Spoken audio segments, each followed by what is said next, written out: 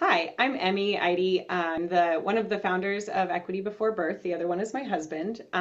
So I was just going to chat today a bit about how did we get here? What was the reasoning for founding EBB? Essentially, back in 2020, I was on maternity leave with my second child.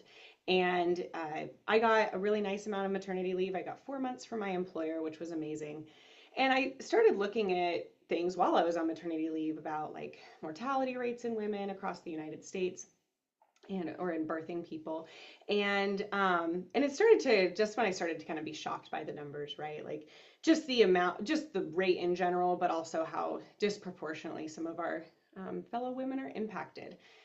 So as other people did during 2020 when lockdown started, kind of sat there and was like, what do I do? What do I do with this? This is a weird and tragic time, and I'm not really sure what to make of it socially or otherwise. But I did feel called to action and kind of thinking, what can I do? I was like, well, what if there was an organization that paid for maternity leave for people who didn't get it from their employers? And then specifically, I can't do everybody, right? So let's start with the most disproportionately impacted community, which are our black and brown birthers. And so that was kind of how the idea formulated. Knew that I needed an executive director for this if I wanted to make it happen. And so I asked Joy, I said, hey, is this something you would be interested in starting with me? And she was all on board. And it was a perfect opportunity where she was at in her other career. And so I sat down and looked at how do we make an organization that can withstand and that can keep going? And the first thing that we wanted to do is make sure that we were offering our employees the exact same thing that companies we believe should be offering their employees. So we started from that route. We'd always have provided benefits to our employees. We've always provided PTO, sick days, full health benefits, vision, all of that, because we knew that we couldn't sit there and preach about what others should be doing if we weren't doing it well ourselves. And that was kind of the launch of it. That was in September of 2020.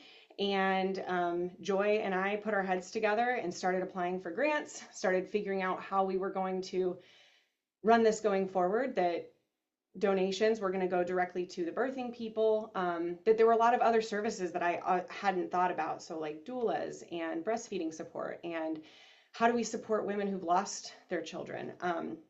But at the root of it all is that I believe women are amazing and can do amazing things, and that we should passionately support women.